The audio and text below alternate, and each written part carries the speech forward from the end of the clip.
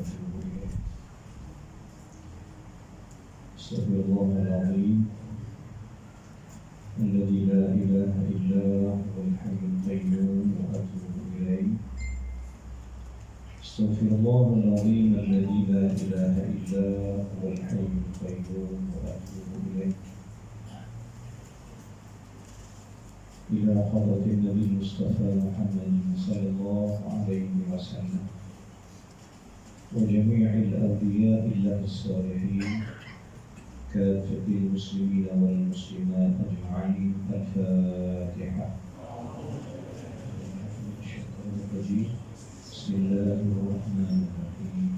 الحمد لله رب العالمين الرحمن الرحيم مالك يوم الدين إياك نعبد وإياك نستعين اهدنا الصراط المستقيم صراط الذين أنعمت عليهم غير المغضوب عليهم ولا الضالين.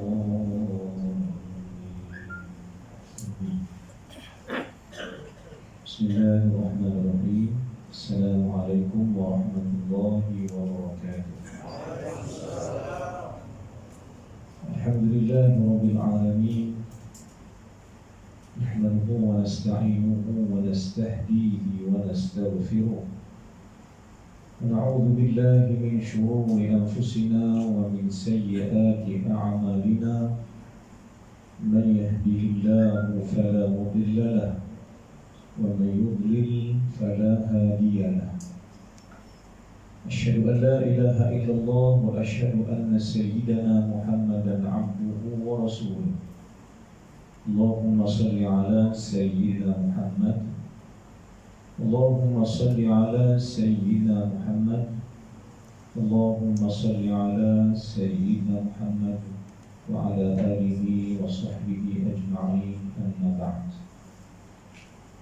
Alhamdulillah. Pertamanya marilah sama-sama kita bersyukur pada Allah. Syukur yang bermaksud terima kasih pada Allah Subhanahu wa taala di atas segala nikmat. Suka saya sebutkan semula di sini dan juga tempat-tempat yang lain. Kita mulakan bicara kita, tak boleh kita melupakan kesyukuran pada Allah.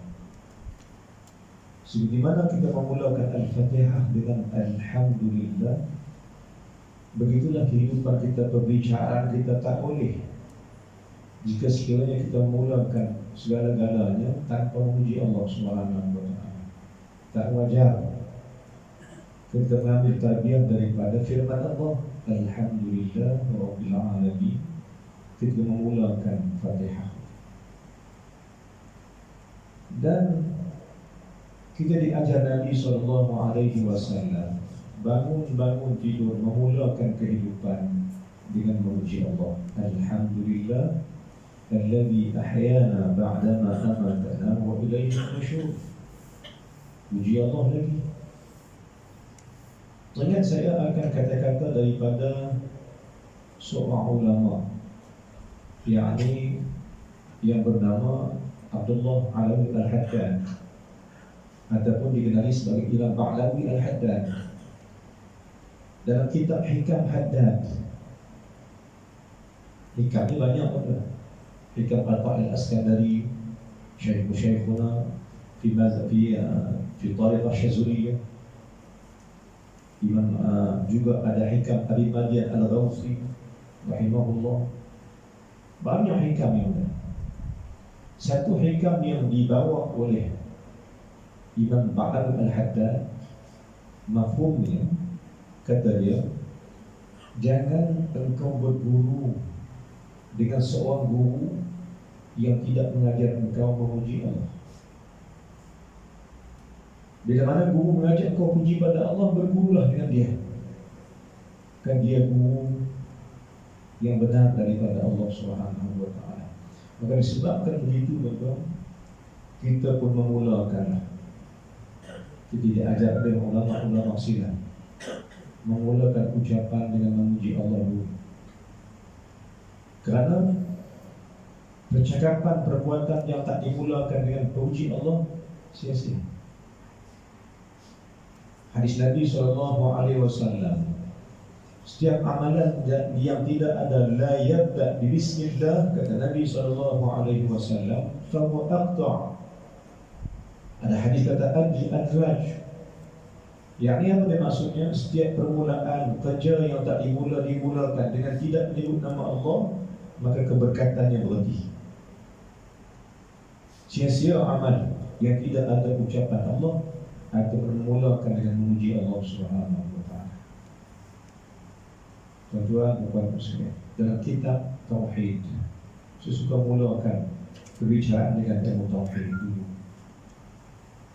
Dalam ilmu tauhid, memuji Allah itu ada 4. Memuji itu ada 4 bahagi. Kitab mana tuan? Kitab syarah pada matan Jawharah Tauhid. Kitab lama diguna di pondok-pondok, juga dibacakan di masjid-masjid. Ta'liq ulama, komen ulama dalam bab alhamdu. Komen ulama pada perkataan hamd lillah, memuji Allah. Ketahuilah, kata ulama tauhid, memuji itu ada 4 bahagian. Pertama, puji Allah kepada Dia sendiri. Yani pada istilah bahasa tauhid, bahasa Arab, puji qadim kepada qadim. Ini Allah puji Dia sendiri. Dan memang layak Dia memuji dan dipuji. Itu yang pertama, puji Allah kepada Allah. Allah puji Dia. Yang kedua, bila Allah puji Dia, Dia ajar kita memuji kepada yang makhluk. Maka datang yang kedua, puji Allah, puji qadim kepada hadis. Qadim yakni Allah, hadis mana kita makhluk. Maka Allah ajar kita memuji akan makhluknya yang memuji Dia. Itu yang kedua. Yang ketiga, puji. Yang ketiga, pertama puji qadim kepada qadim. Yang kedua, puji qadim kepada hadis. Dan yang ketiga, puji hadis kepada qadim. Yang apa dia? Allah ajar kita makhluk memuji Dia. Kita hadis, Allah qadim, Allah ajar bagaimana memuji Dia. Dan yang keempat, puji yang keempat, puji hadis kepada hadis, yakni makhluk memuji makhluk. Boleh, tapi dengan syarat pujilah Allah itu dulu. Inilah pecahan ulama tauhid memecahkan pujian itu kepada 4 bahagi. Maka tuan-tuan yang Allah sekalian, perbicaraan kita tak boleh jika tak puji Allah Subhanahu wa taala. Kerana Dia yang paling layak dipuji dengan segala pujian yang terbanyak. Tuan-tuan dan puan sekalian, maka setiap ucapan kita baik dan elok, afdal kita mulakan dengan memuji Allah Subhanahu wa taala. Jom sama-sama kita kata alhamdulillah atas nikmat Allah Subhanahu wa taala. Ramai yang bersolat. Tuan, lepas solat banyak wirid yang boleh kita amalkan. Contohnya ramai juga, ada juga, tak salah, saya tak salah ni, cuma sikit afdal atau tak afdal. Ramai juga selepas solat terus berkata astaghfirullah. Kata beri salam, assalamualaikum warahmatullahi, sebelah kanan, assalamualaikum warahmatullahi, sebelah kiri, terus berkata astaghfirullahaladzim. Betul juga itu, amalan itu tak salah. Tapi guru kita, alim-alim ulama kita, guru pondok kita, wali-wali yang ada ajar kita, sebelum beristighfar itu elok juga kau puji Allah. Selepas kita beri salam, sebelum kata astaghfirullah, kata dulu, kata ulama, alhamdulillahi ala kulli halin wa ni'mati. Kata puji bagi Allah atas segala perkara dan di atas segala nikmat. Sebab apa kita puji Allah selepas kita beri salam? Kerana puji Allah yang telah menyebabkan kita dapat bersalat dan sujud kepada Dia. Dapat rukuk, dapat ke masjid, dapat dengar kuliah, dapat bersujud, dapat baca Fatihah, dapat shaf yang awal, dapat berjemaah. Masya Allah. Maka siapa yang layak dipuji dalam hal ini? Tentulah Dia. Sebab pertama sekali kita puji Allah kerana yang pertama sekali Allah masih hidupkan kita lagi. Di ketika ramai sahabat-sahabat, adik-adik kita, kaum kerabat kita, saudara bawa kita, ramai yang telah diambil oleh Allah Subhanahu wa Ta'ala. Tapi kita masih lagi diberi kesempatan oleh Allah untuk hidup. Maka pujilah Allah di atas kehidupan ini yang memang diatur terlebih oleh Allah untuk kehidupan kita ini sampai hari ini. Dan Allah pula, puji Allah pula kerana kesudian Allah Ta'ala memberikan kita beragama dengan agama Allah Subhanahu wa Ta'ala, Islam. Firman Allah Subhanahu wa Ta'ala, wili kita lepas maghrib, inna dina indallah al-Islam. Agama pada Allah itu ialah Islam. Puji Allah kerana Allah sudi memberikan kita Islam. Alhamdulillah ya Allah, kerana Kau pilih kami untuk Islam dan kami menjaga Islam sampai hari ini dengan izin-Mu ya Allah ya Tuhan. Tuan-tuan, puan-puan sekalian, bicara kita malam ini ialah pada soal kebaikan yang kadang-kadang terlupa.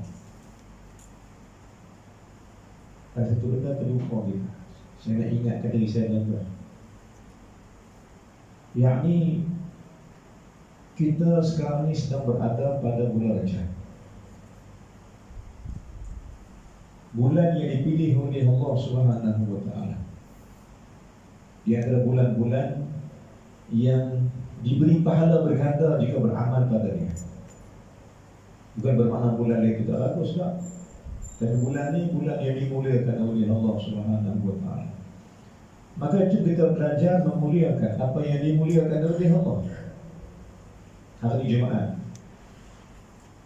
saya ada kuliah online yang saya buat. Sebelum ni kita tak buat, tapi kita buat online di pondok sana. Khas menceritakan tentang khasnaqis yaumul Jumaat, keistimewaan Jumaat.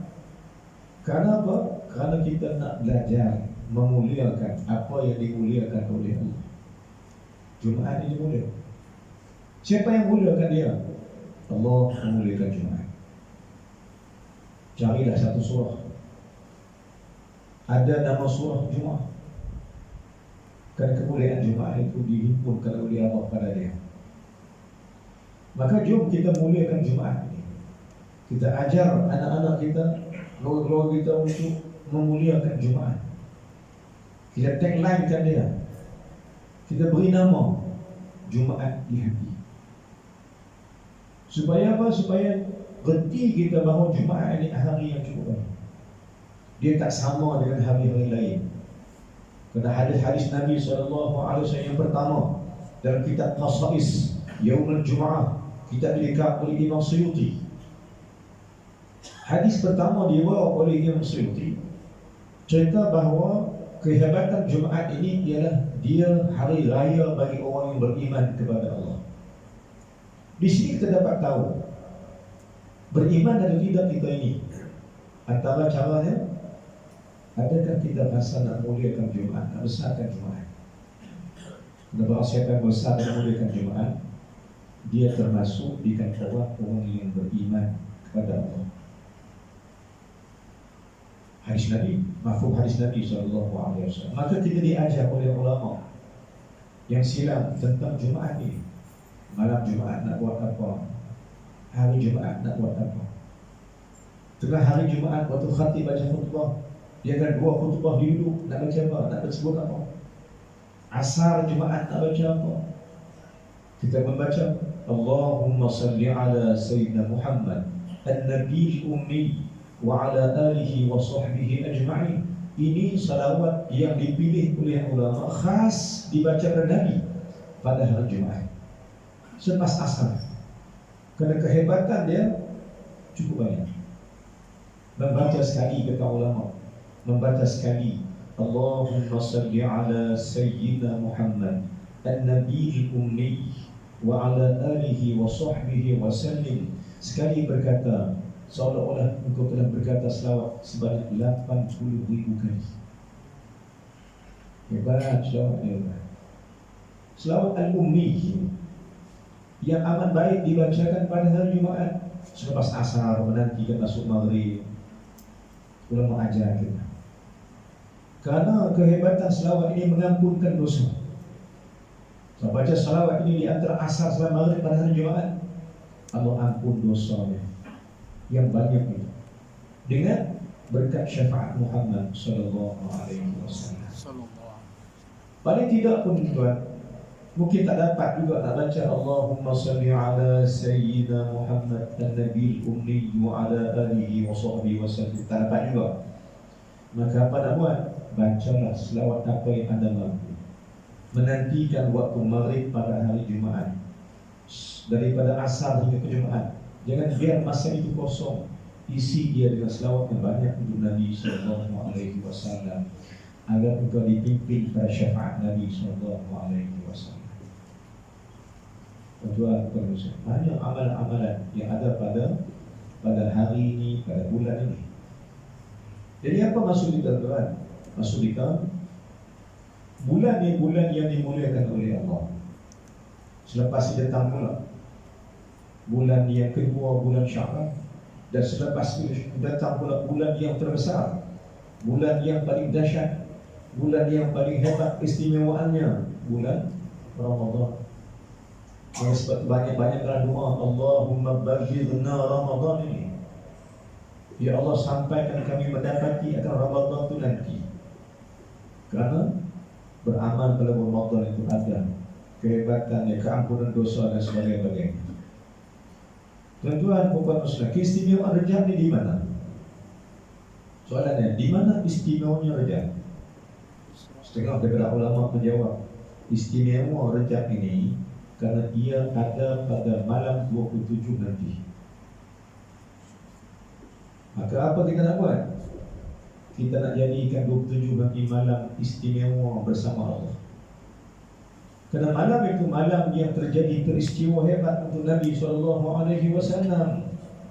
yakni peristiwa Isra wal Mi'raj. Isra bermakna berjalan di bumi, Mi'raj bermakna diangkat ke langit. Jom kita beramal pada malam ini. Kita berniat pada malam sekarang ini untuk bangun beribadat pada siang dan malam pada hari 27 Rajab nanti, kerana hari-hari istimewa. Bagaikan diangkat oleh Allah Ta'ala Nabi SAW, bagaikan juga tidak juga diangkat oleh Allah akan amal-amal kita. Kita tak minta ni. Kita minta bahawa Allah angkatkan amal kita di pada hari itu dan malam itu, kerana malam ini malam istimewa. Kita nak bangun beribadah untuk mendapatkan sedikit daripada Isra Mi'raj Nabi SAW. Kita nak ajarkan umat ini. Apalagi tuan-tuan, selepas Rajab datang pula bulan Sya'ban. Istimewa Sya'ban di mana? Kerana peristiwa yang berlaku yang kehebatannya ada pada malam 15 daripada Sya'ban dan nisfu Sya'ban. Dan selepas itu datang pula bulan yang ketiga, bulan Ramadan, yang pada Ramadan itu ada satu malam yang cukup dahsyat, dipanggil Lailatul Qadri. Inilah benda-benda yang dimuliakan oleh Allah yang patut kita muliakan. Kata ulama, siapa memuliakan apa yang Allah muliakan, maka ia akan dimuliakan Allah. Siapa memuliakan apa yang dimuliakan oleh Allah, maka dia akan dimuliakan oleh Allah Subhanahu wa ta'ala. Maknanya, kita muliakan Jumaat, kita akan mulia. Kita muliakan Al-Quran yang muliakan oleh Allah, kita mulia. Kita muliakan zikir yang dimulakan oleh Allah, kita mulia. Kita muliakan masjid sebagai rumah Allah, kita akan mulia. Kerana apa yang kita muliakan Sesiapa yang memuliakan apa yang dimuliakan oleh Allah, dia akan dimuliakan oleh Allah Subhanahu wa taala. Ilmu, kemuliaan. Hadis Nabi SAW daripada Sayyidina Ali bin Abi Thalib, kata Sayyidina Ali, kafa bil ilmi syarafa. Memadalah ilmu itu kemuliaan. Ilmu ini mulia. Maksudnya kata ulama, siapa yang datang belajar, siapa yang masuk nak mengaji, siapa yang datang ingin mengkaji tentang agama Allah Subhanahu wa taala, mencari ilmu, sesungguhnya dia sedang berjalan kepada pintu kemuliaan. Kerana Nabi bersabda, hadis daripada Sayyidina Ali, juga kata ulama, kata Sayyidina Ali, kafa bil ilmi syarafa, memadalah ilmu untuk memuliakan kau dengan Allah nanti. Maka Tuhan yang Allah muliakan. Banyak amalan-amalan yang dibuat pada malam bulan Rejab ini. Banyak amalan. Ada yang puasa sunat, ada yang menambahkan puasa semalam hari Khamis, puasa dipanggil sebagai Yaumul Abyad atau puasa pemutih. Jatuh pula pada hari Khamis, ramai juga yang berpuasa, alhamdulillah. Dan ada lagi amal-amal lain yang telah dikaji oleh kita sekalian, kita lakukan kerana ingin berbakti dan mendapat pahala besar daripada Allah Subhanahu wa taala. Sebagaimana saya sebut tuan tadi, ada satu amalan yang mungkin terlupa. Kita mungkin sibuk, kita boleh sibuk dengan puasa, terus sibuk dengan Al-Quran, silakan. Kerana nak mengambil kebaikan daripada bulan Rejab ini. Tetapi tuan, izinkan saya untuk membicarakan satu perkara malam ini, yakni jangan tinggalkan perkara ini khas dalam bulan Rejab. Kerana meninggalkan perkara ini seolah-olah menghilangkan semua pahala. Apa dia tuan? Pesan daripada ulama-ulama tafsir, pesan daripada ulama-ulama kita sekalian, bila kau buka akan Al-Quran, kau kaji Al-Quran, kau akan dapati bahawa ada doa yang Allah ajarkan pada kamu agar kau berdoa kepada Allah supaya diampunkan dosa ibu bapa. Maksud kita tuan apa dia? Ramai yang berpuasa, ramai yang bersolat, ramai yang Quran, tapi tak ramai yang minta Allah ampun dosa ibu bapa. Kerana arahan Allah Subhanahu wa taala, kalau kita kaji Al-Quran, kata ulama tafsir, dalam Quran ada 4 doa yang dibawa Allah Subhanahu wa taala khas untuk anak berkata pada Allah. Doa yang dimaksudkan ini adalah doa daripada Allah agar anak berkata pada Allah supaya minta Allah ampunkan dosanya. Ada 4 jenis, 4 ucapan, 4 kali dalam Quran Allah ajar kita berdoa untuk mak ayah.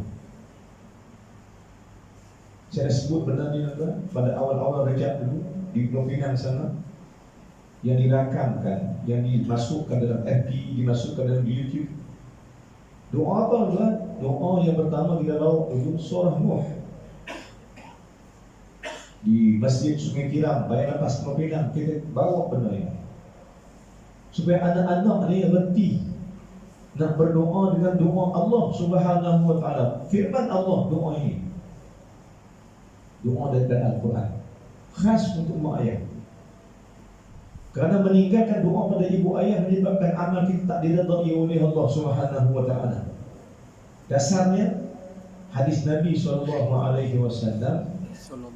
redha Allah fi ridai walidaini. Redha Allah itu berada dalam redha ibu bapa kami. Maka anak-anak yang terlupa doa keampunan pada ibu ayah, kita bimbang amalnya tergantung, amalnya mungkin tertolak, amalnya mungkin terlewat, amalnya mungkin tertangguh disebabkan tidak memohon kepada Allah sesuatu doa kepada ibu bapa ayah. Ini diajar Quran kepada kita sekarang. Jadi doa pertama kita bawa dulu, kita hamparkan kepada muslim-muslimat sekalian untuk berdoa pada Allah khas doa pada mak ayah. Saya ulang balik, dalam surah Nuh ayat yang ke-28 pada muka surat 571, juzuk yang ke-29, proses sebelah kanan, 2 baris pada bawah.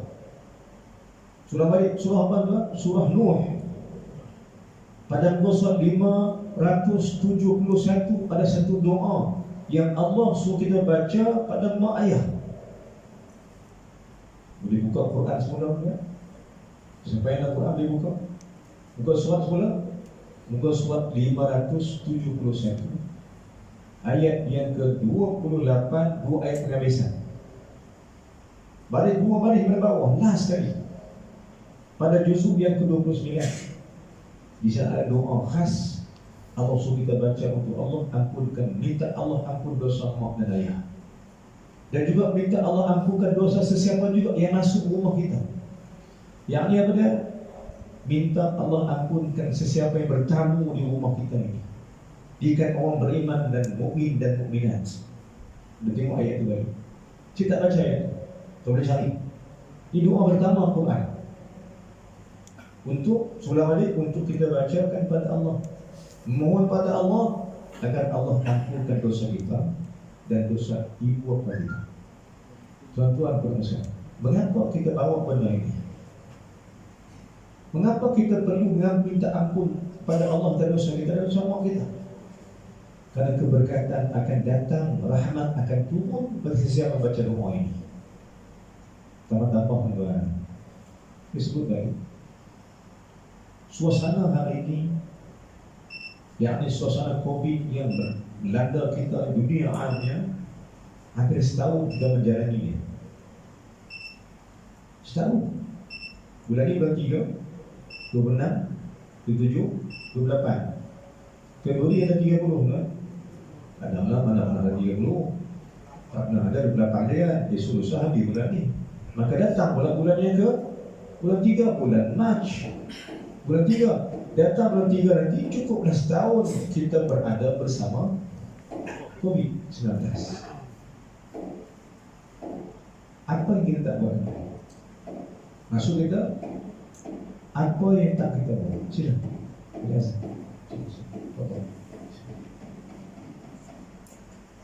Kita sama-sama bawa azan, sama-sama mengucap syahadat dengan niat memperbaharui balik semula syahadat kita ni. Mudah-mudahan kita dapat bimbingan Allah Subhanahu wa taala. Sila, insya-Allah sama-sama. Insya-Allah. Baik. Dalam Quran, kalau kita buka sebagaimana dari ini, Allah ajarkan kita sebagai anak. Kata jangan lupa kita anak pada mak ayah kita. Kalau kita hari saya ayah atau ibu, kita tetap menjadi anak kepada mak ayah kita. Walaupun usia kita macam mana sekalipun hari ini, jangan pernah lupa bahawa kita ada mak, kita ada ayah. Yang majoriti yang saya rasakan bahawa kebanyakan kita ni mak ayah dah tak ada di sini lagi. Mereka berada di alam yang keempat, alamul barzakh. Maka tak ulama dan ulama berkata bahawa seseorang anak itu semasa hayat hidup bersama ibu dia tak derhaka mak ayah dia. Dia jaga mak ayah dia, dia berbakti pada mak ayahnya. Tetapi kadang-kadang kata ulama, bila ibu bapanya mati, bermulalah derhakanya pada ibu ayahnya. Macam mana bermulanya derhaka? Bila dia tidak mendoakan sesuatu pada ibu bapanya, disitulah maksud derhaka. Maknanya apa? Anak yang tak mendoakan keampunan pada ibu ayah, itulah anak yang derhaka. Pendapat halus daripada ulama-ulama, kerana engkau ada ibu ayah. Tuan-tuan, hari ini kita sedar, kita sebagai mak ayah hari ini kita sedar bagaimana periknya menjadi seorang ayah dan ibu itu susah payah. Kita letih mencari sesuatu untuk keluarga, itu anak-anak. Begitulah juga mak ayah kita dulu letih mencari rezeki untuk kita. Maka masalahnya kita main berdoa satu kepada Allah Subhanahu wa taala supaya kita dapat berbakti pada mak dan ayah. Saya ulangkan sebelum-sebelum dalam perbicaraan ulama-ulama tentang ibu ayah ini, ada satu hadis Nabi sallallahu alaihi wasallam menceritakan datang seorang pemuda kepada Nabi sallallahu alaihi wasallam. Dia kata, ya Bilal, Rasulullah kata berbaktilah kamu pada mak ayah. Dan jika sekiranya kita dapati tuan pada surah Al-Isra ayat 23, di sana jelas kata Allah Subhanahu wa taala, wa qadha rabbuka alla ta'budu illa iyyah wa bil walidaini ihsana. Ayat 23. Telah Allah tentukan, telah Allah fardukan, telah Allah hukumkan bahawa jangan sembah yang lain melainkan Allah sahaja. Wa qadha rabbuka alla ta'budu illa iyyahu. Telah kutentukan, kutetapkan bahawa jangan sembah yang lain melainkan aku sahaja, kata Allah. Lepas itu tuan-tuan kata ulama tafsir, datang ayat berbunyi wa bil walidaini ihsana. Dan kepada ibu bapa kamu hendaklah kamu berbuat kebaktian. Kata ulama tafsir, mengapa dikembarkan, disamakan di antara syirik tak sembah Allah dengan berbakti? Kata ulama tafsir, siapa-siapa yang tak berbakti pada ibu bapanya samalah dengan mensyirikkan Allah. Wallahu ayat ini.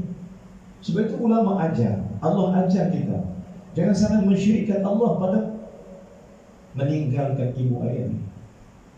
Cukuplah meninggalkan doa pada mak ayah ni dosa. Meninggalkan berdoa keampunan pada mak ayah ni dosa. Tidak sibuk doa yang lain. Tidak sibuk doa kebaikan kita, sibuk doa rezeki pada kita, sibuk doa sesuatu yang lain. Tiba-tiba dalam doa kita tidak ada doa keampunan daripada Allah untuk mak ayah. Doa itu tergantung dan tertolak. Sebab itu buka balik, syarat-syarat makbulnya doa. Apa syarat makbulnya doa? Kata ulama, setiap doa yang makbul ada 4 benda. Setiap doa yang makbul ada 4 perkara. Pertama, doa itu dimulakan dengan memuji Allah. Pertama, doa itu ada memuji Allah. Kedua, doa yang mustajab makbul itu ada kau sebutkan nama Muhammad sallallahu alaihi wasallam. Doa ini makbul kerana meminjam syafaat Nabi sallallahu alaihi wasallam, meminta syafaat Nabi. Maka setiap doa kita mulakan dengan alhamdulillah. Yang kedua, Allahumma salli ala sayyidina Muhammad. Kau doa. Syarat ketiga, doa makbul, kau minta ampun akan dosamu.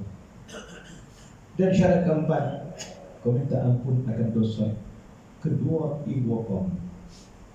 Lepas itu bawa doa ini. Kata ulama, jika tidak ada 4 perkara ini, doa kau ditolak oleh Allah Subhanahu wa taala. Kerana tak mustajab doa itu disebabkan doa itu tak dimulakan dengan 4 perkara ini. Kerana tunggu berdoa pula. Bismillahirrahmanirrahim, baca doa tu, baca Allahumma ahyina bil iman wa amitna bil iman, terus doa. Sedangkan tak didui doa gitu dengan doa, ya Allah ampunkan dosa ibu ayah aku, ya Allah. Ibu ampunkan dosa aku, ya Allah. Rabbi ighfirli wa liwalidayya. Sehingga kan ada juga difatwakan oleh ulama-ulama Syafi'iyah kita. Difatwakan ada hukum sunnah. Yakni apa dah? Dalam kitab Al-Qawl Tam fi Ahkam Ma'mum wal Imam ala Mazhab Syafi'iyah. Kita apa dia tuan? Kita cerita tentang masalah imam makmum bersolat. Kitab ni kitab yang ada asal kitab ni kitab Arab. Tajuk kitab dia Al-Qawl Tam fi Ahkam Ma'mum wal Imam ala Mazhab Syafi'iyah. Pendapat-pendapat yang tepat pada menghuraikan mazhab Imam Ma'mun dalam mazhab Syafi'iyah. Dibawa satu fatwa dalam mazhab Syafi'iyah. Yang ini apa dia? Khilaf ulama ada, tetapi benda yang saya maksudkan ini ialah apa dia? Yang ini kata ulama atas perbuatan Nabi SAW yang dikhilafkan oleh ulama banyak. Yang ini apabila selesai kau bacakan Fatihah, selesai baca Fatihah apa dia? Siratal ladzina an'amta 'alaihim ghairil maghdubi 'alaihim waladdallin.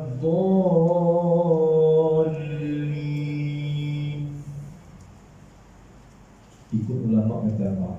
Tuan, cantiknya amal solat seseorang itu, baiknya amal solat seseorang itu jika dia memperbaiki 5 saktah sebelum rukuk. Hendaklah kita adakan 5 saktah sebelum rukuk. Daripada takbir ihram sampai rukuk, kata ulama Syafi'iyah kita kena bagi ada 5 saktah. Antara saktahnya ialah yang pertama takbir ihram. Maka macam mana juga cara cerita dia? Cerita macam ni, Allahu Akbar, saktah.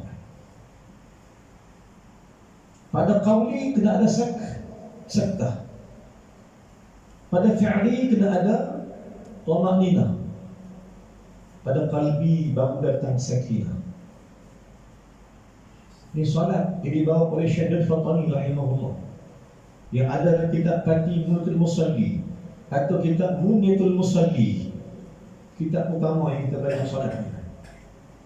Apa yang ada? Yakni kita kata 5 saktah. Pertama, Allahu Akbar, diam. Saktah diam, jangan berkata apa-apa. Sekadar mana? Subhanallah walhamdulillah wala ilaha illallah wallahu akbar. Itu yang panjang. Kata ulama lain pula sekadar subhanallah subhanallah subhanallah. Mulakan bacaan semula. Ini kadar yang dibawa oleh ulama Syafi'iyah kita. Jangan sampai salah bertakbir yang tak ada saktah. Macam mana tuan? Allahu akbar, Allahu akbar kabira. Terus baca. Maka bacaan perbuatan begitu kata ulama Syafi'iyah, dia tidak mengadakan saktah. Bila saktah tak ada dalam solat tuan, berhasillah sakinah yang tak menjelma datang. Yang ni apa dia? Siapa yang tak buat saktah ni, mana di bacaannya tak ada ketenteraman, maka suka datangnya ketenteraman di hati. Kerana qauli tidak ada saktah. Saktah ni tuan bukan baca Yasin saja tak? Min marqadina hada, itu saja tuan. Saktah pun ada 5 tempat. Maka dalam salat juga kata ulama fiqh kita juga ada 5 tempat. Daripada takbir ihram sampai ke rukuk ada 5 saktah yang kita kena buat untuk mencantikkan salat pada Allah Subhanahu wa taala yang Allah berikan salat ini kepada Nabi sallallahu alaihi wasallam pada malam Isra wal Mi'raj. Maka apa yang pertama tuan? Saktah yang pertama di antara takbir dengan iftitah. Allahu Akbar, dia subhanallah subhanallah subhanallah, baru baca Allahu Akbar kabir, baru mula baca. Supaya apa tuan? Supaya ada di saktah agar salat kita berada pada ketekanan hati yang tenang. Ini kaedah salat. Baik, itu satu. Yang kedua pula tuan, kesuruhan yang 5 ni panjang sikit lah. Tapi saya ambil gitu lah sebagai laluan untuk membuka bicara untuk tuan-tuan kaji di masa depan insya-Allah. Maksud kita yang kedua ni apa dia? Saktah yang kedua ni ialah apabila kita bacakan saktah yang termasuk 5 ni, saya ambil 2 saja. Yang lagi 3 tu nanti datang pula lah. Nah, sebab kalau saya panjangkan nanti ni masuk doa juga ni. Doa mak ayah tak masuk lagi. Kalau saya masuk yang 5 ni, masuk doa mak ayah sampai ke subuh kita esok tu. Betul nak sampai subuh lah? Sampai subuh? Saya nak balik lah. Jangan sampai saya tak balik lah. Nah, tuan tak apa lalu sini saya nak balik ni. Dah saya tunggu lah. Nak tunggu. Nah. Nak tunggu saya nak balik. Baik. Yang kedua, Islam yang kedua, tak boleh kita habiskan dah, kita habiskan sartah ni. Saya tak bimbang bila pernah datang tak. Sartah yang kedua untuk mencantikkan solat. Yang ni pertama, selepas takbir ihram, sebelum membaca iftitah, adakan sartah. Kena adakan.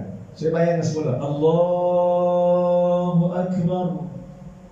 Diam. Sartah bermakna diamkan bacaan. Sekadar Subhanallah, Subhanallah, Subhanallah. Mau baca Allahu Akbar kabira sampai habis iftitah yang sempurna. Kemudian kata ulama pula Syafi'iyah kita dalam kitab Aqul Ta'am ini, habis iftitah, wa bidzalika umirtu ana lil muslimin, sartah. Subhanallah, sekadar Subhanallah, Subhanallah, Subhanallah, baru baca Bismillahirrahmanirrahim, baca Fatihah. Baca Fatihah dengan apa? Dengan waqaf pada 7 ayat. Berdatang ayat yang ke-6, ke-7, ke-6, ke-7. Di sana ada sartah yang ketiga. Di mana tuan-tuan?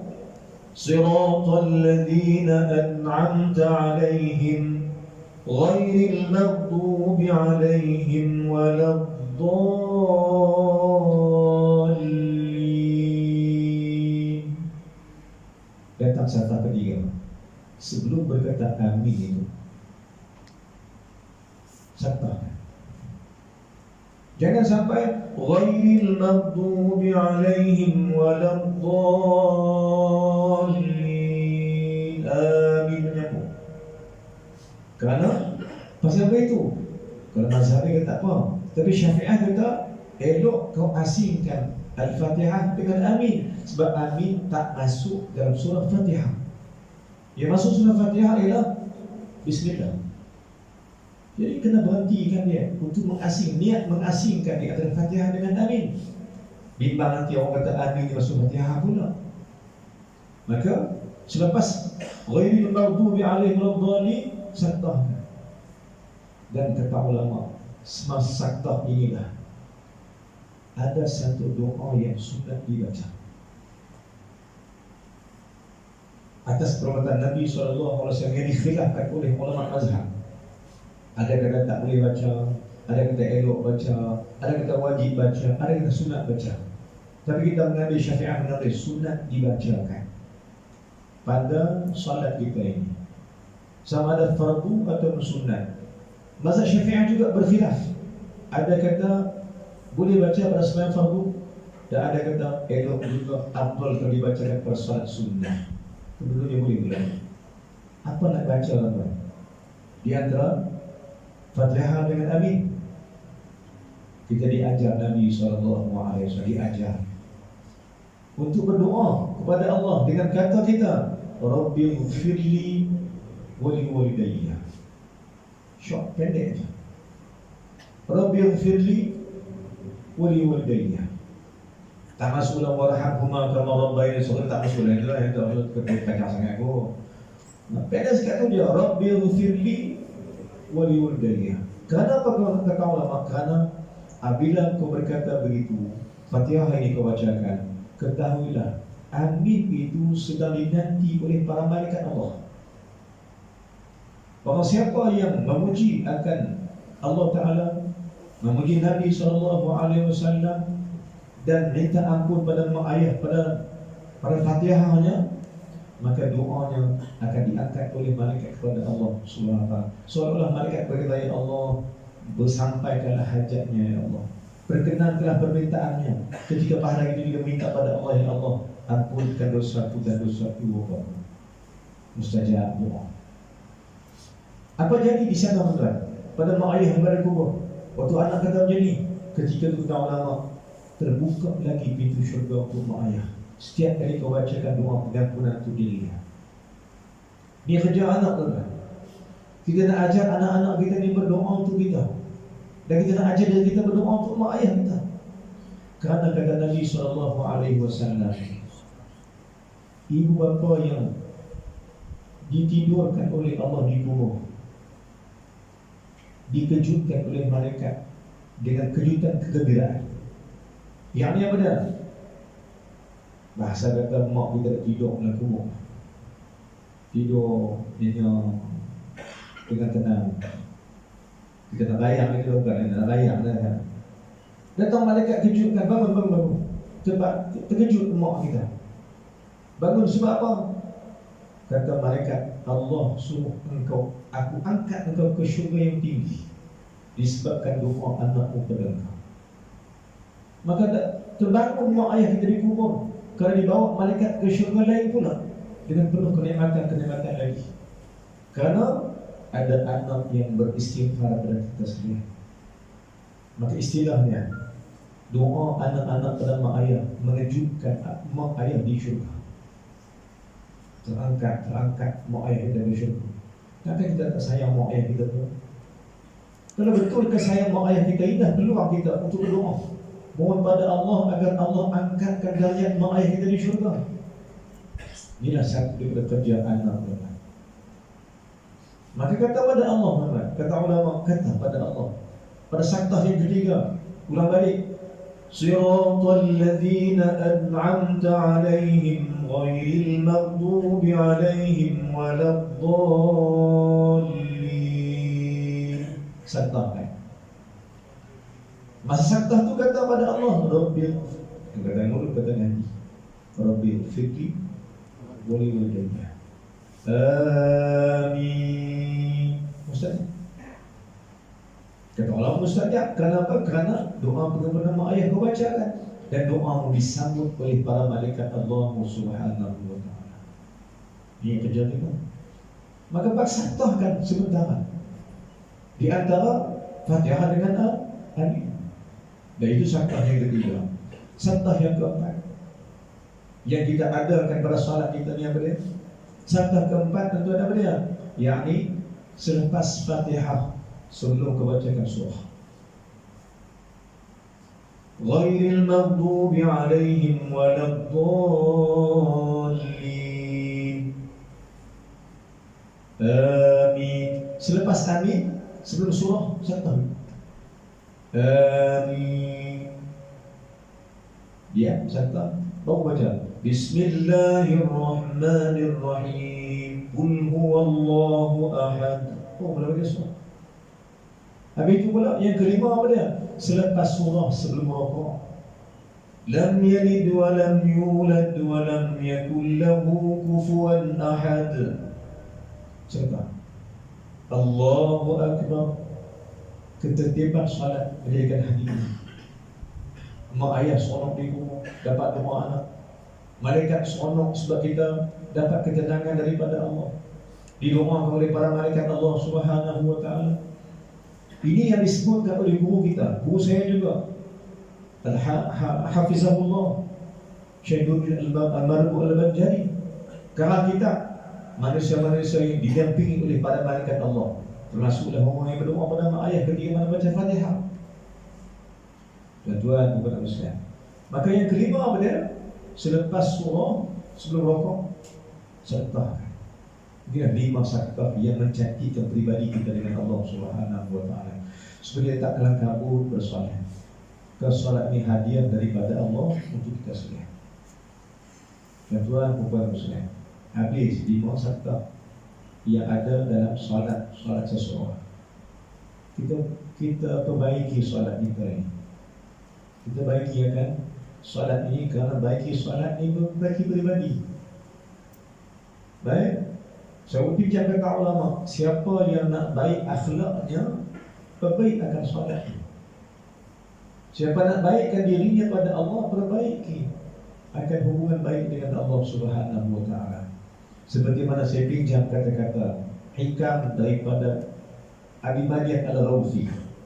Kata dia, wahai manusia, ketika dirimu diambang usia, maknanya ketika mana kita di hujung waktu nak mati, kita hampir pada soal-soal kematian, apa yang perlu kau buat? Kata dia, Apa yang perlu dibuat oleh orang yang hampir pada saat kematian?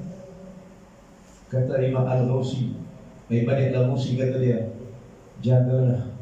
Pertama, jagalah hubungan baikmu dengan Allah. Perbaiki semula hubungan baikmu dengan Allah Subhanahu wa ta'ala. Bagaimana nak perbaiki hubungan baik dengan Allah? Pertama, jaga wudu'mu. Jaga wudu'. Ada masa dia ambil wudu', ambil wudu'. Kekalkan wudu'. So, ada wudu' senang beribadat. Yang kedua, hubungan baik dengan Allah di mana? Al-Quran. Inilah masanya. Kata Imam Abu Malik Al-Ghawsi, jagalah kembali, perbaiki semula hubungan baikmu dengan Allah Subhanahu wa ta'ala. Kerana masa dan saat bakal tiba, tak lama lagi. Masa untuk memperbaiki semula hubungan baik dengan Allah, kerana kita pernah buat bagi Allah banyak. Kita banyak meninggalkan ibadat dulu. Sekarang Allah panjangkan usia untuk kita patah balik kepada Allah Subhanahu wa ta'ala. Wa raja'na wa nadimna. Kami balik pada-Mu ya Allah, kami menyesal atas dosa kami dulu ya Allah. Kan? Nak patah balik pada Allah Subhanahu wa ta'ala. Bagaimana nak patah balik pada Allah? Jaga Quran ini. Baca Quran. Masa tak ada. Kerana siapa kata Imam Syafi'i tadi, saya sebut dalam Muslimat tadi. Kata Imam Syafi'i, talabna najah fi kubur. Kami mencari penyelamat di alam kubur. Fawajadnahu fi qira'atil Quran. Ini kata Imam Syafi'i rahimahullah subhanahu wa ta'ala. Talabna najah fil kuburi.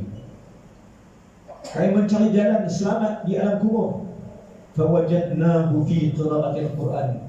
Kami dapati penyelamat itu ialah baca akan Al-Quran. Perbaiki hubungan dengan Allah dengan Al-Quran hari ini. Masa banyak, habiskan masa banyak dengan Allah dengan Al-Quran.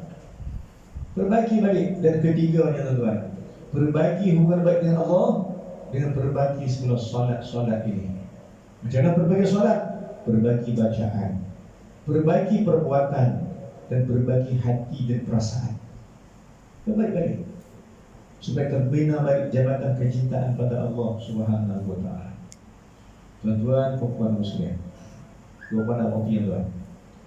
Doa Nabi ini tak masuk-masuk lagi. Doa lima ayat yang ada pada surah An-Nahli ini. Masuk tuan, kalau tak lewat sikit boleh. Doa yang kedua daripada Quran, khas untuk umat ayat. Doa pertama pada surah Nuh. Baik. Doa yang kedua, yakni pada surah An-Naml, pada muka surat yang ke-378. Doa ni, ambillah doa ni tuan, bacalah pada Allah Ta'ala untuk mak ayah, sebagai anak yang soleh pada mak ayah tuan. Apa doanya? Muka surat yang ke-378 sebelah kiri. Pada ayat yang ke-19. Ulang lagi. Muka surat 378 ayat yang ke-19 surah An-Naml, surah semut. Di sana ada doa Nabi Sulaiman alaihissalam. Doa yang menyebab yang ketiga Nabi Adam berdoa akan doa ini, dia tersenyum, dia gembira, dia seronok. Sebab apa tuan? Kata ulama tafsir, kerana Nabi Sulaiman baca doa ni, Allah ilhamkan doa ni kepada Nabi Sulaiman kerana tersenyum disebabkan mendengar akan ucapan seekor semut. Dia minta tentera-tentera yang lalu berelak dan jauh diri daripada jalan-jalan yang dilalui oleh Nabi Sulaiman AS, takut terbijak. Ini cerita dia. Bila mana Raja Semut berkata pada semut, wahai semut sekalian, jauh diri daripada jalan Nabi Sulaiman itu, takut kamu dipijak oleh dia. Tiba-tiba perkataan semut ini didengari oleh Nabi Sulaiman AS. Kerana Allah berikan ilmu mendengar akan benda-benda yang lain, maka tersenyum Nabi Sulaiman AS memuji Allah Subhanahu wa ta'ala dan memberikan ilmu yang dahsyat ini. Kata ulama, doa ini doa segala nikmat Allah. Doa ni doa mendapat kenikmatan daripada Allah. Siapa-siapa baca doa ni, datang lagi nikmat daripada Allah yang melimpah-limpah. Ulama ini kata ulama ayat 19 surah An-Naml ini. Siapa baca doa ni akan bertambah-tambah nikmat Allah Subhanahu wa taala pada dirinya. Kerana Nabi Sulaiman bergembira di atas nikmat Allah, dapat dengar suara dan percakapan seekor semut. Apa doa dia? Doa dalam Quran tu ulang balik muka surat yang ke 378, jaitan semula 378 ayat 19, baris yang ke-7 daripada bawah. Yakni Habib tanya kerana Habib doa di sini. Yakni berbunyi doa ni, wa qala Rabbi awzi'ni an ashkura ni'mataka allati an'amta alayya wa ala walidayya wa an a'mala salihan tardah wa adkhilni bi rahmatika fi ibadika as-salihin. Doa Nabi Sulaiman alaihissalam. Doa ni apa doa ni? Maksud doa ni apa? Tengok. Tertawa Nabi Sulaiman lalu berkata, ia berdoa dengan katanya, ya Tuhanku, anugerahkan aku ilham untuk tetap mensyukuri nikmat-Mu, dan aku tak mensyukuri akan nikmat yang kunugerahkan kepada kedua ibu bapa. Yang ni apa dia? Yakni Nabi Sulaiman berdoa kepada Allah agar dia dapat nikmat, mensyukuri nikmat Allah disebabkan nikmat Allah yang banyak, dan syukur pada Allah kerana nikmat yang terbesar itu mak ayah. Ringkas bagi pihak saya sendiri. Saya nak sedangkan diri saya sama tuan-tuan dan tuan-tuan. Apa dia? Kita ni tuan, bagi pihak saya lah, ngaji tak pandai. Masa sekolah menengah, sekolah tak pandai macam mana. Ada kawan-kawan kita yang dapat pergi Amerika, kita tak dapat pergi Amerika, kita mereka aja. Dia orang pergi Amerika, kita mereka aja dah. Tak dapat pergi. Kawan-kawan saya di Pulau Pinang ada satu sekolah, Penang Free School. Sekolah terbaik Pulau Pinang kan, Penang Free. Dia orang Penang Free, saya free saja. Tak dapat pergi sebab tak pandai. Tapi tuan, jangan lupa, ini tarbiyah Allah untuk sama-sama kita memahami dia. Apa yang maksud kita tuan? Sebenarnya kejayaan kita pada hari ini dengan berkat doa mak ayah yang tak berhenti-henti. Kita berjaya dapat jawatan. Contohnya tuan-tuan, kita dapat jawatan dalam berbagai agensi, dapat kerja yang baik, dapat rezeki yang mewah, dapat isteri yang baik, anak-anak yang baik. Semua ini berkat doa seorang yang Allah pinjamkan untuk kita berada pada perutnya satu ketika dulu, dari ibu.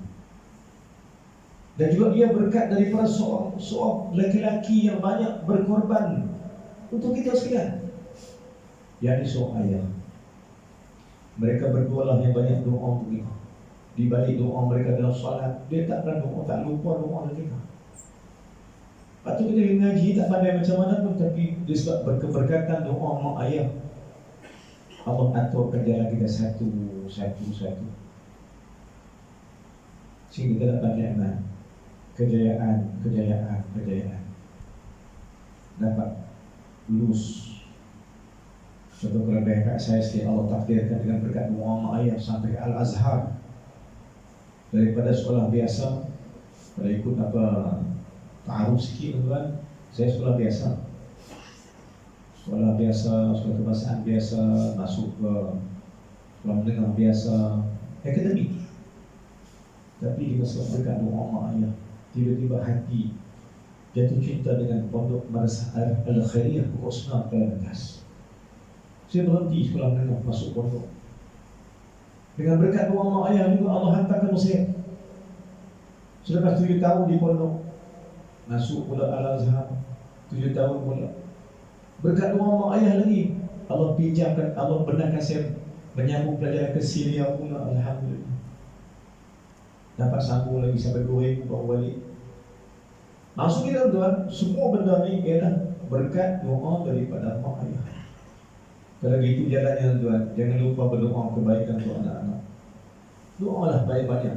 Kalau kita tuan-tuan ada senjata tajam, jadi doa. Doa lagi, doa mak ayah ni mendebusi langit. Tambah-tambah pula doa di tengah malam, doa yang tak pernah anak dengar. Doa mustajab kan tuan? Cara doa mustajab, doa antara doa mustajab dan doa kepada sahabat yang sahabat tak tahu kita doakan dia. Maka mak ayah ni doakan anak mustajab. Doa di tengah malam, dalam baca Quran, tengah malam bangun, malam tidur kita bangun, ya Allah ya Tuhan, berilah kebaikan pada anak aku ya Allah, ampunkan dosanya. Mustajab. Buka jalan-jalan kebaikan kat dia, buka jalan hidayah pada dia ya Allah, jadikan dia anak yang soleh. Tadi kita berikan doa yang patut diamalkan oleh kita sekalian pada muslimat petang tadi. Doa apa tuan? Jangan lupa doa ni. Doa apa? Doanya doa mudah-mudahan Allah Ta'ala buat zuriat kita ni qurrata a'yun. Jadikan anak cucu kami ni penyejuk mata ya Allah. Hablana min azwajina wa dhurriyyatina qurrata a'yun. Jangan tinggalkan doa ni. Dan niat kita ialah supaya anak-anak kita dipelihara oleh Allah. Sebab apa? Hari ini kita dah bagi anak-anak kita bimbang. Kita bimbang semua. Apa nak jadi pada anak-anak kita di masa depan? Sekolah setahun berhenti, tak dapat sekolah dah. Kalau mengaji pun setahun dah, tapi tak dapat bersekolah. Mana pendidikan datang. Dan kali kita bimbang tuan, saya sebut pada muslimat tadi, cuba rujuk sekolah ayat ini. Muka surat 20, surah Al-Baqarah sebelah kiri, baris ketiga pada bawah. Buka ayat itu, renung ayat itu, perhatikan ayat ni. Pasal apa ayatnya tuan? Coba ringkas ayat ini cerita tentang pertanyaan anak ayah mak kepada anak-anak. Apa tanya? Tanya bagaimana firman Allah, wahai anak-anakku, ayat ini, siapa yang akan kamu sembah selepas kami tiada nanti? Muka surat 20 sebelah kiri, ayat 133-34 kata saya.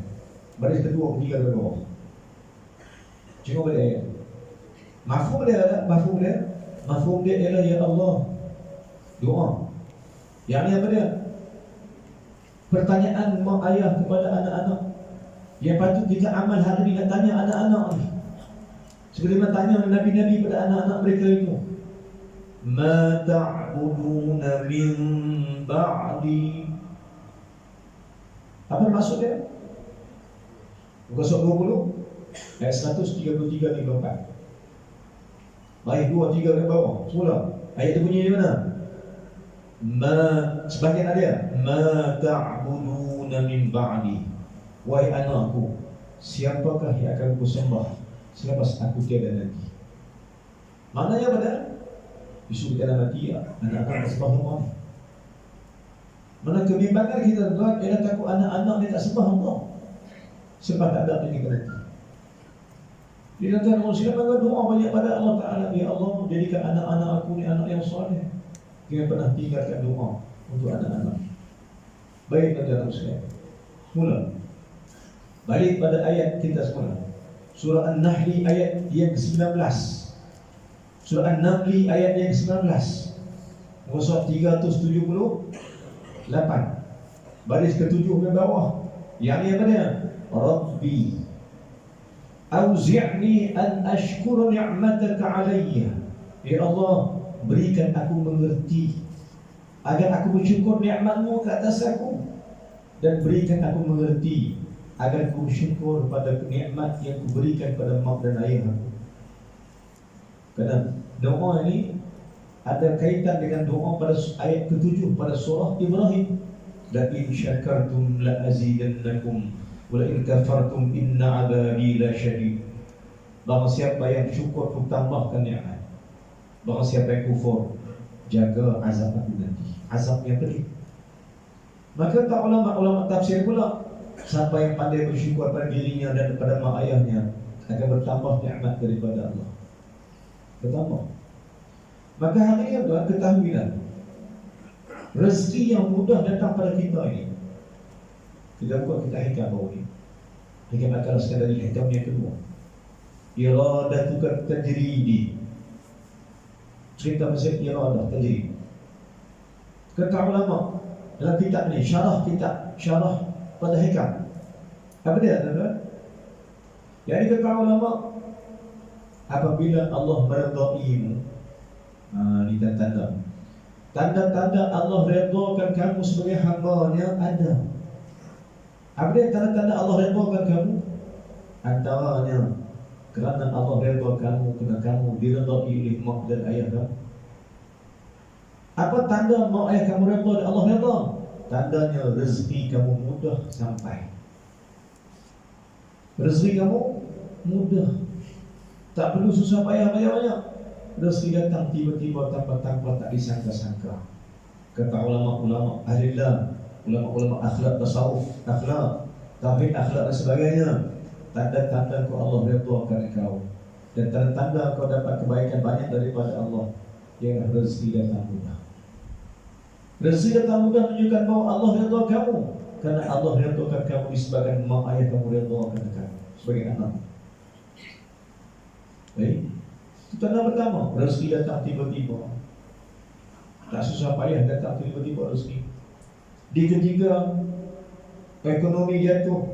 Di ketiga, susah payah orang cari rezeki, kita Allah hantar rezeki mudah-mudah. Bagaimana caranya? Jaga kebaikan pada mak ayah itu. Buat bagi mak ayah redha kita.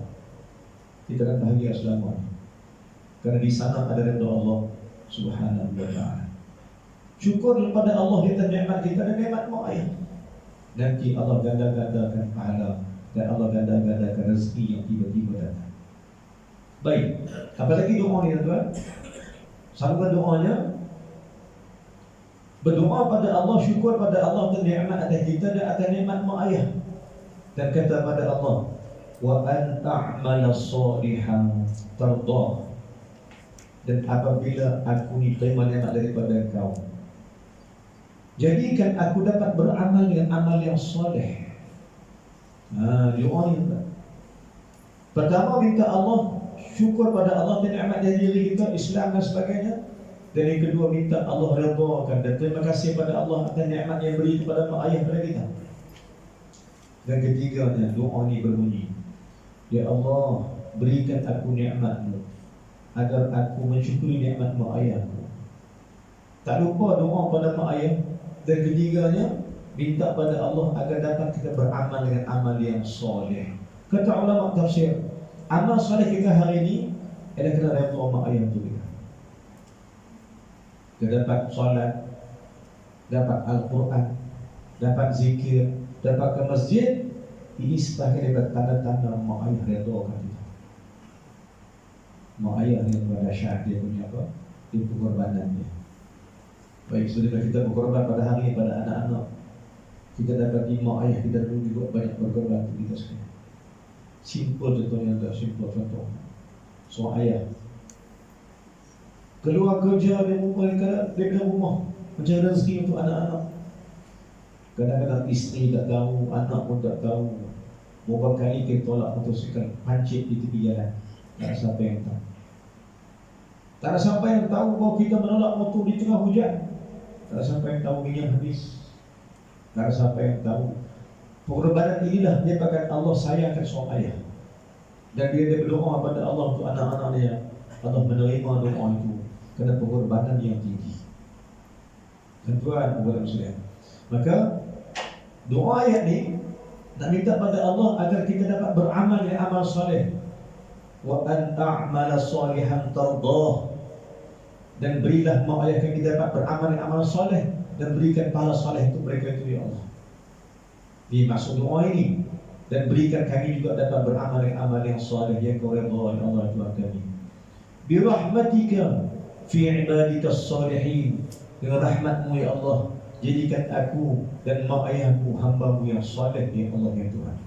Doa yang ada pada ulang balik ayat 19 surah An-Naml surat 378 baris 7 daripada bawah. Sila ambil doa dengan Tuhan. Saya hadiahkan doa dengan Tuhan pada malam ini untuk amalkan demi mendapatkan kebaikan keridhaan mak ayah dan keridhaan Allah Subhanahu wa taala. Saya berikan, saya hadiahkan, saya ijazahkan Tuhan untuk amalkan doa ini dengan izin guru saya sendiri, dengan izin ulama-ulama yang lain, sama-sama kita amal demi menjaga Allah Subhanahu wa taala. Wallahu a'lam. Kemarin banyak saya terasa masa. Aku boleh ada wastaghfirullahal azim li wa lakum. Wasal muslimin wal muslimat wal mu'minin wal mu'minat fastaghfiru wa yafuzul mustaghfirin wa najidat taibin. Bismillahirrahmanirrahim. Alhamdulillah. Wassalatu wassalamu ala Rasulillah wa ala alihi wa sahbihi ajma'in. Allahumma ighfir lana dhunubana wa liwalidayna warhamhuma kama rabbayana shaghira. Jami'al muslimin wal muslimat bi rahmatika ya arhamar rahimin.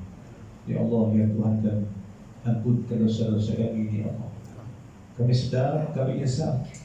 Kamilah hamba-Mu yang paling banyak dosa ya Allah ya Tuhan kami. Ya Allah ya Tuhan kami, ampunkan juga dosa mak ayah kami ya Allah, yang banyak berkorban untuk kami semasa hayat mereka dulu ya Allah ya Tuhan kami. Ya Allah ya Tuhan kami, sebanyak mana titik susu yang kami ambil dan kami hisap daripada mak ayah kami, sebanyak mana titik susu yang kami minum daripada mak ayah kami ya Allah, sebanyak itu kami mohon pada Engkau ya Allah, ampunkan dosa ibu kami ya Allah ya Tuhan kami, yang telah banyak berkorban sampai melahirkan kami ya Allah, dengan tidak pernah meminta balasan pada kami pun ya Allah ya Tuhan kami. Maka sebanyak titik susu kami minum pada mereka itu ya ampunkan dosa mak kami ya Allah ya Tuhan kami. Ya Allah ya Tuhan kami, sebanyak mana titik peluh yang mengalir, ayah kami keluar bekerja mencari rezeki, berpeluh, menitik peluhnya ya Allah sepanjang masa membesarkan kami. Maka sebanyak itu juga Kau ampun dosa ayah kami ya Allah, yang berkorban banyak untuk membesarkan kami juga ya Allah ya Tuhan.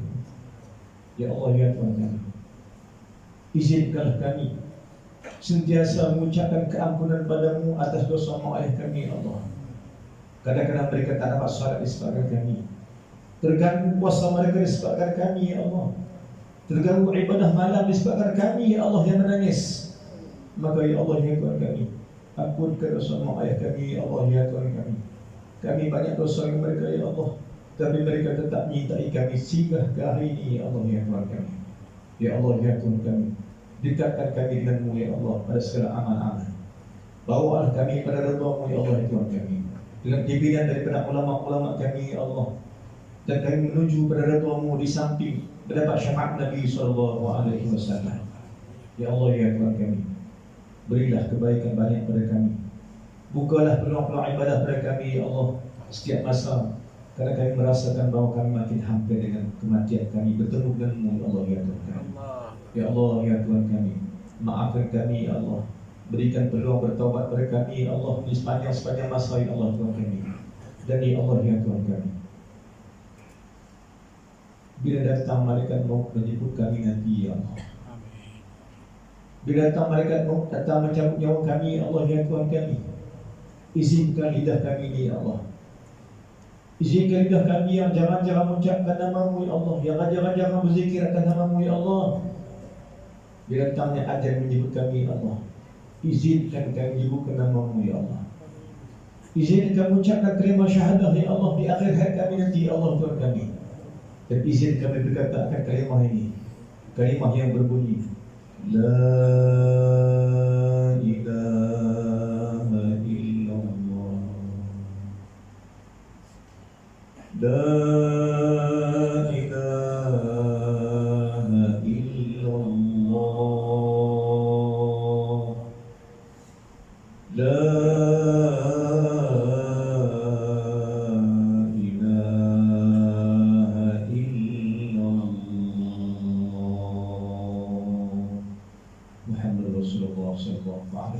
Ya Allah ya Tuhan kami, izinkanlah ucapan kami terakhir nanti ya Allah Izinkan ucapan yang nanti di kami nanti di akhir hayat kami nanti, ya Allah ya kami. Izinkan ya Allah, izinkan ya Allah dengan Jah Muhammad sallallahu alaihi wasallam, agar kami dapat masuk surga-Mu dengan izin-Mu ya Allah ya Tuhan. Rabbana zalamna anfusana wa illam taghfir lana wa tarhamna lanakunanna khasirin. Rabbana atina fid dunya hasanah wa fil akhirati hasanah wa qina adzaban nar. Sallallahu ala sayyidina Muhammadin wa ala alihi wa sahbihi wasallam. Walhamdulillahirabbil alamin. Assalamualaikum warahmatullahi wabarakatuh. Waalaikumsalam warahmatullahi wabarakatuh.